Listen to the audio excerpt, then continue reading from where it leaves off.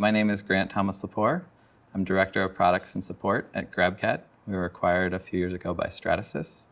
I'm 31 years old and I make $120,000 a year. So the company makes software and we do it for 3D printers, which is what Stratasys is, a company that makes 3D printers.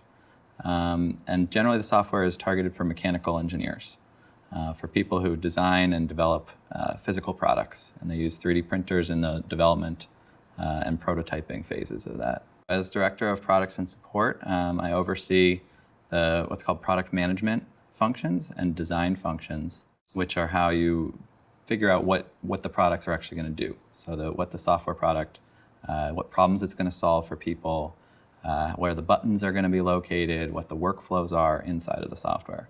To walk you through an average day, in the morning I tend to have most of my meetings. That's because we have offices over in Europe, and so the morning is the most overlap period. So we'll have a lot of office meetings with people in Europe, covering different areas of what we're working on at that point in time. So covering new projects, making sure that everybody's on the same page around the scope of the project and the timeline. And then in the afternoons, I tend to have meetings more locally with people in our office here. We might be doing brainstorming meetings about how a potential piece of software is going to look, a new feature of software, what the buttons are going to be, what the colors are going to be, what the different things are displayed on the screen at any given time. And then we might just also be putting together roadmaps for where we're going to go over the next couple of months. It's one of the really cool parts about this job is we have a makerspace, and it's in a sort of a garage space outside of the office.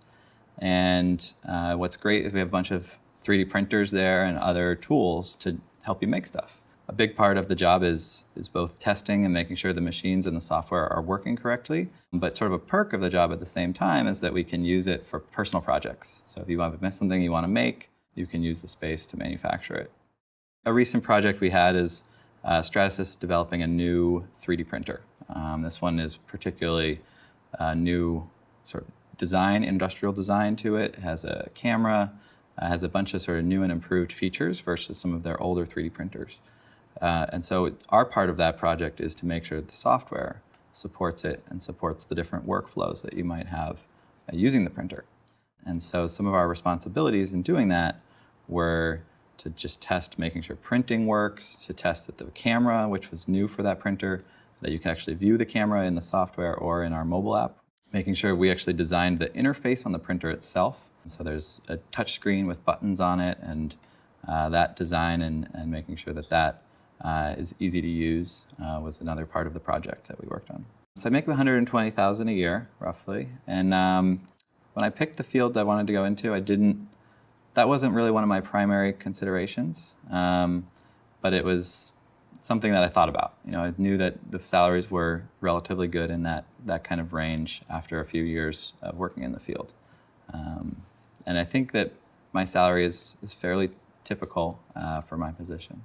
So I didn't start at that salary at all. I started at 70 right out of college, and basically over my career, I've gotten raises at varying points.